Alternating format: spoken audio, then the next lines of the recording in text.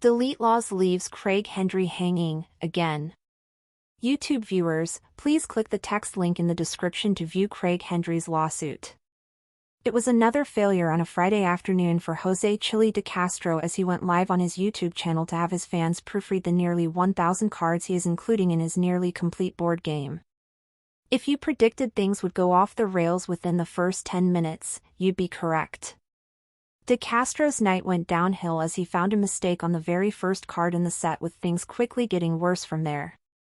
By card 10 he was bored, by 15 he had quit and used his usual excuse that this is not the best venue for the activity and was done with the experience. The YouTuber resolved his fans to knowing that that the first 1,000 copies of the board game would be printed next week and that there will be cards that contain errors.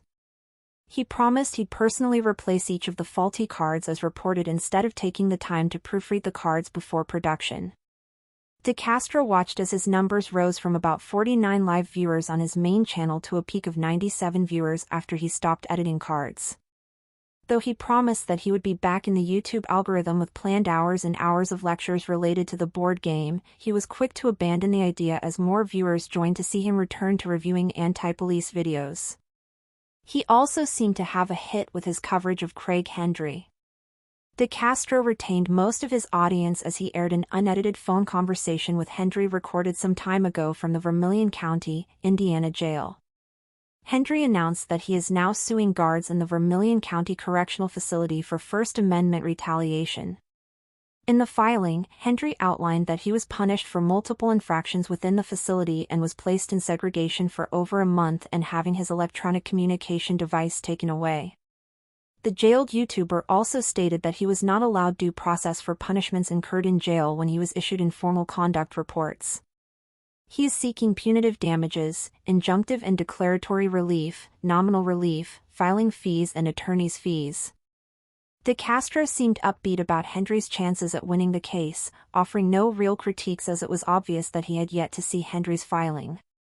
Turning his attention to his promised GoFundMe for Hendry's $12,000 bond in his Sullivan County, Indiana case, DeCastro seemed thrilled that Hendry had a chance of release on June 30, 2025, when his Vermilion County sentence ends and he is set to be turned over to Sullivan County.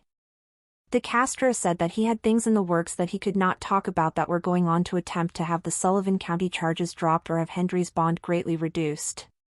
Promising that he'd have Hendry's new GoFundMe created within 24 hours, DeCastro again seemed happy that ChatGPT told him a way to funnel all money to Hendry's girlfriend, Erica Brown, who would then take over the fundraising efforts.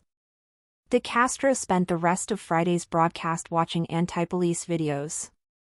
At one point expressing his belief that only strippers and prostitutes were worse professions than the job of a police officer. Update: as of 12 p.m. on the West Coast on Saturday, April 19, 2025, no new GoFundMe has been created for Hendry. DeCastro is currently live streaming and has yet to mention Hendry or his fundraising efforts.